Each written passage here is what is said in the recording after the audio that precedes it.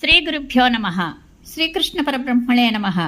శ్రీమద్భాగవత మహాపురాణమునందలి దశమస్కంధంలోని పూర్వార్థమునందు 18వ అధ్యాయము ప్రారంభము. శ్రీశుకుడు చెప్పెను. అంతటా మహానంద భరితులైన ఆత్మీయులకు వ్రజవాసులు బాలకృష్ణుని చుట్టూను చేరి ఆయన కీర్తిని ప్రశంసించుండగా శ్రీకృష్ణుడు గోవులతో నిండిన గోకులంలో ప్రవేశించెను. బలరామకృష్ణులు ఎవ్వరూ ఎరుంగని విధముగా తమ యోగమాయా ప్రభావమున గోపాలర రూపములలో విహరించుచుండిరి. ఇంతలో గ్రీష్మ ఋతువు ప్రవేశించను. ఆ వేసవి కాలము సకల ప్రాణులకును సంతోషకరముగా లేకుండెను. అవతార పురుషులైన బలరామకృష్ణులు నివసించుండుటచే బృందావన ప్రదేశం నందలి వాతావరణము అన్ని వేళల యందును ఎల్లరకును సుఖావహమై ఉండెను. అందువలన అది మండు వేసవి కాలమే అయినను తత్ప్రభావంచే వసంత ఋతువు వలె చల్లదనమునే గూర్చుండెను. బృందావన సమీపమున గల గిరుల నుండి ప్రవహించడి సెలయేళ్ల ధ్వనుల వలన కీచురాళ్ల శబ్దములు మరుగున పడుచుండెను. ఎల్లప్పుడూ ఆ సెలయేళ్ల నీటి తుంపర్లచే తడిచుండుట వలన అచ్చటి వృక్షములన్నీను నునుపెక్కి చూడముచ్చట గొలుపుచుండెను. నదుల యందలి సరస్సులలోని సెలయేళ్ల యందలి జలతరంగముల మీదుగా వీచుచుండెడి చల్లని వాయువుల వలనను కల్హారములు, కమలములు, కలువలు మొదలగు పుష్పముల పరాగముల కారణమునను గుబురుగా పెరిగిన పచ్చిక బయళ్ల మూలమునను ఆ బృందావనమున నివసించున్న వారికి వేసవికాలమునందలి సూర్యకిరణ తాపముల వలన గాని దావాగ్ని జ్వాలల వేడిం చేతన గాని ఎట్టి బాధయు లేకుండెను. లోతైన మడుగులలోని జలతరంగములు వచ్చి ఆ తీరమునందలి ఇసుక తిన్నెల చుట్టూను పదే పదే కొట్టుకుంచుండుటచే అచటి మురికి అంతయు తొలగిపోవచ్చు చల్లదనము హెచ్చుచుండెను. గ్రీష్మ ఋతువునందలి సూర్యకిరణములు ఎంత తీవ్రముగా ప్రసరించుచున్ననో పచ్చిక బయళ్లతో నిండిన అచటి భూమి అందలి తేమను ఏమాత్రము ఎండింపచేయకుండెను. కావున పచ్చిక బయళ్ల వలన చల్లదనము అచటి వారికి ఎంతయు హాయిని గూర్చుండెను. శ్రీకృష్ణుని నివాస ప్రభావమున ఆ బృందావనమంతయును పుష్పభరితములైన వృక్షములతో శోభిల్లుచుండెను. అందు చిత్ర విచిత్రముగా నున్న జింకలు చెంగున గంతులు వేయిచు తిరుగుచుండెను. రంగురంగుల పక్షులు కలకలారావములు చేయుచుండెను. నెమళ్ళు క్రేంకారములను గావించుచుండెను. తుమ్మెదలు ఝుంకారములు సలుపుచుండెను.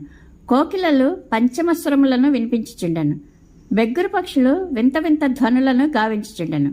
శ్రీకృష్ణ భగవానుడు తన అన్నయ్యకు బలరామునితో ప్రియమిత్రులకు గోపాలులతో సమృద్ధమైన గోసంపదతో కూడి మధురముగా వేణునాదమనర్చుచు ఆడుచు పాడుచు ఆ సుందరవనమున ప్రవేశించెను. బలరామకృష్ణులు మొదలగు గోపబాలురు ఎల్లరునూ గైరికాది ధాతువులతో అలంకరించుకొని చిగురుటాకులను, నెమలిపించములను, పూలగుత్తులను, పుష్పహారములను ఆభరణములుగా చేసుకొని ఆ వనమునందు తమకు నచ్చిన రీతిలో విహరించిరి. వారిలో కొందరు నృత్యముల నర్చిరి, మరికొందరు విలాసముగా పోట్లాడుకొనిరి. ఇంకనూ కొందరు కూనిరాగములను తీయిచు కేరింతలు సలిపిరి. కనువిందు గావించుచున్న శ్రీకృష్ణుని నృత్యములకు అనుగుణముగా వారు గానముల నర్చిరి. వివిధములకు వాద్యములను మ్రోగించిరి. వేణునాదములు గావించిరి. కరతాళములు వేసిరి. కొమ్ముబూరలను ఊదిరి. తక్కిన వారు ఆ స్వామి క్రీడలను మెచ్చుకొంచు ప్రశంసించిరి.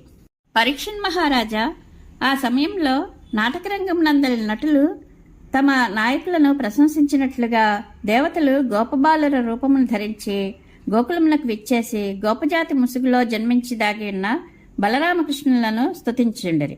కాకపక్షములతో ఒప్పుచున్న బలరామకృష్ణులు తోడివారితో కూడి ఆడిన ఆటలు చిత్ర విచిత్రములు.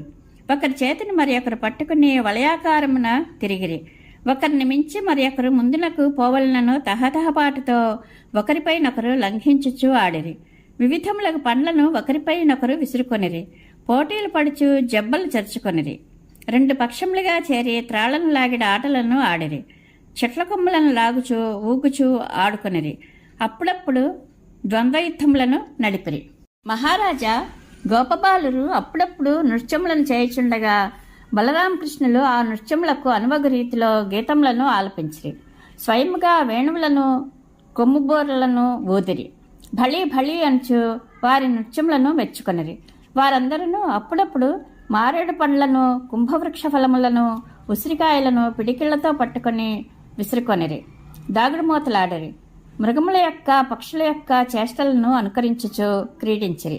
వారు తమకు తోచిన రీతిగా కప్పగంతులతో, వెక్కిరింతలతో, పరిహాస వచనములతో, చెట్లకు త్రాళ్లుగట్టిన ఉయ్యాలలతో, రాజు సేవకుల నటనలతో వినోద క్రీడలు సల్పిరి. ఈ విధముగా ఆ బలరామకృష్ణులు తోడివారితో కూడి నదీ తీరముల యందును, కొండలపైనను, లోయల యందును, పొదరిండ్ల యందును, వనముల యందును, సరస్సుల తటముల యందును లోకప్రసిద్ధములైన బాల్యక్రీడలు సలుపుచూ విహరించిరి. ఒకనాడు బలరామకృష్ణులు తోడి బాలులతో కూడి వనమునందు గోవులను మేపుచుండ్రి. అప్పుడు ప్రలంబుడు అను రాక్షసుడు వారిని హతమార్చదలిచి గోపాలుని రూపంలో వారి వద్దకు వచ్చెను. సర్వజ్ఞుడైన శ్రీకృష్ణుడు అతనిని చూచినంతనే ఇతడు రాక్షసుడు అని గుర్తించెను. అయినను అతని సఖ్యమునకు ఆమోదించెను. అంతేగాక ఆ స్వామి ఆ రాక్షసుని చంపుటకు తగిన ఉపాయమును గూర్చి ఆలోచించెను. ఎత్తుగడలతో ఆటలలో నేర్పరి అయిన కృష్ణప్రభువు గోపబాలులను తమ వద్దకు పిలిచి, మిత్రులారా, మనము 2 జట్టులుగా చీలి ఆటలాడుదాము అని పలికెను. అంతటా గోపబాలురు బలరామకృష్ణులను తమకు నాయకులనిగా చేసుకొనిరి.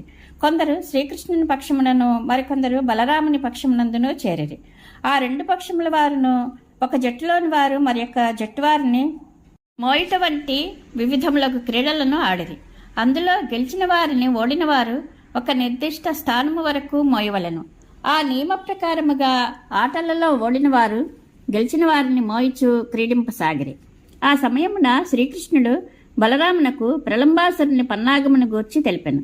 పిమ్మట కృష్ణ బలరాములు ముందు నడువగా మిగిలిన వారు అందరూ గోవులను మేపుకొంచు భాండీరకము అను ఒక మర్రి చెట్టు క్రిందికి చేరిరి. పరీక్షణ్ మహారాజా అక్కడ ఆడిన ఆటలో బలరాముని పక్షం వారు, అనగా బలరాముడు, శ్రీరాముడు, వృషభుడు మొదలగు వారు విజేతలైరి. అంతటా ఓడిపోయిన పక్షమునకు చెందిన శ్రీకృష్ణుడు మొదలగు వారు గెలిచిన వారిని తమ వీపులపై ఎక్కించుకొనిరి. పిదప ఓటమి పాలైన పక్షంలోని కృష్ణ భగవానుడు శ్రీరాముని, భద్రసేనుడు వృషభుని, ప్రలంబుడు బలరాముని మోసిరి. క్రీడాపక్షములు 2 ఏర్పడినప్పుడే ప్రలంబుడు ఇట్లా ఆలోచించను, బలరాముని జట్టులో చేరించో ఓటమి పాలైనప్పుడు అవతలి జట్టునకు నాయకుడైన శ్రీకృష్ణుని మోయవలసిన అవసరము రావచ్చును. ఆయనను మోయుట కష్టము, అసాధ్యము. శ్రీకృష్ణుని పక్షమును చేరించో అవసరమగుచో బలరాముని మోయుట సులభము. ఇట్లు ఊహించి ప్రలంబుడు శ్రీకృష్ణుని పక్షమున చేరెను. ఇప్పుడు ఓడిన జట్టులోనున్న ప్రలంబుడు బలరాముని తన వీపుపైకి ఎక్కించుకొని మోయిచు దింపవలసిన స్థలము వచ్చినను ఆగక ఆ హద్దును దాటి మిగిల వేగముగా ముందునకు సాగిపోయెను. సామాన్య గోపబాలుని రూపంలోనున్న ప్రలంబుడు పర్వతమంత బరువుగానున్న బలరాముని మోయలేకపోవచ్చుండెను. ఆ స్థితిలో అతని వేగము తగ్గిపోసాగెను. వెంటనే అతడు తన రాక్షస రూపమును దాల్చెను. అప్పుడు బంగారు ఆభరణములతో అలంకృతమైన నల్లని శరీరముతోనున్న ప్రలంబాసునిపై బలరాముడు దివ్యశోభలతో విరాజిల్లుచుండెను. ఆ దృశ్యము విద్యుత్కాంతులతో ఒప్పుచున్న మేఘముపై నిండు కళలతో చంద్రుడు తేజరిల్లుచున్నట్లు కనపడుచుండెను. రాక్షస రూపమున ఆకాశమున సాగిపోవచ్చున్న ప్రలంబాసుని యొక్క చూపులు నిప్పు కణికల వల్లే భీకరముగా నిండెను. కనుబొమ్మల వరకు వ్యాపించి ఉన్న కోరలు భీతిని కొలుపుచుండెను. అతని కేశముల కాంతులు అగ్నిశిఖలను పోలియుండెను. కడియములు, కిరీటము, కుండలములు మిగుల ఉద్దీప్తములై అద్భుతావహముగా ఉండెను. అట్టి ప్రలంబాసుని రూపమును గాంచి బలరాముడు భయంతో ఇంచుక చలించెను. మరుక్షణమే బలరాముడు తన అసాధారణ శక్తి సామర్థ్యములను గుర్తునకు తెచ్చుకొని భయరహితుడయ్యను. తన తోడి గోపబాలులను విడిచిపెట్టి ఆ రాక్షసుడు తనను దూరముగా తీసుకుని పోవచ్చున్నట్లు గమనించెను. వెంటనే ఆ స్వామి క్రుద్ధుడై వజ్రపు వేగము గల దృఢమైన తన పిడికిలి పోటుతో ఇంద్రుడు శక్తిమంతమైన తన వజ్రాయుధంతో పర్వతమును దెబ్బతీసినట్లు ఆ రాక్షసుని మాడుపై దెబ్బతీసెను. బలరాముని ముష్టిఘాతముతో చావు దెబ్బ తిన్న వెంటనే ఆ అసురుని తల బ్రద్దలయ్యను. అతడు నోటి నుండి రక్తమును క్రక్కుచూ స్పృహను కోల్పోయాను. అప్పుడు అతడు తీవ్రంగా భయంకర నాదము చేయుచు అసువులను కోల్పోయి దేవేంద్రుని వజ్రాఘాతమునకు ఒక మహాగిరి వలె నేలకూలెను. మిగుల పరాక్రమశాలి అయిన బలరాముని చేతిలో ప్రలంబాసురుడు నిహతుడగట చూచి గోపబాలురు మిగిల ఆశ్చర్యపడుచు భళి భళి అని ఆ బలభద్రుని ఎంతయూ కొనియాడిరి.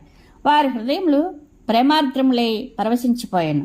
ఎట్టి ఒడిదుడుకులకును లోనుగాక క్షేమముగా తిరిగి వచ్చిన తమ అనంగుమిత్రుని వారు తనివిదీరా గుండెలకు హత్తుకొని మిక్కిలి పూజ్యభావముతో ఆయనను ప్రశంసలతో ముంచెత్తిరి. నిండు హృదయముతో శుభాకాంక్షలను పలికిరి. పాపాత్ముడైన ప్రళంబాసురుడు నేలకూలగా దేవతలెల్లరూ పరమానంద భరితులైరి. అంతటా వారు బాగు బాగు అని మిగులా మెచ్చుకొనుచు ఆయనపై పూలమాలలను వర్షించిరి. ఇది శ్రీమద్ భాగవత మహాపురాణం నందలి దశమస్కంధములోని పూర్వార్ధమునందు 18వ అధ్యాయము సంపూర్ణము. శ్రీకృష్ణానుగ్రహ ప్రాప్తిరస్తు. శుభం భూయాత్.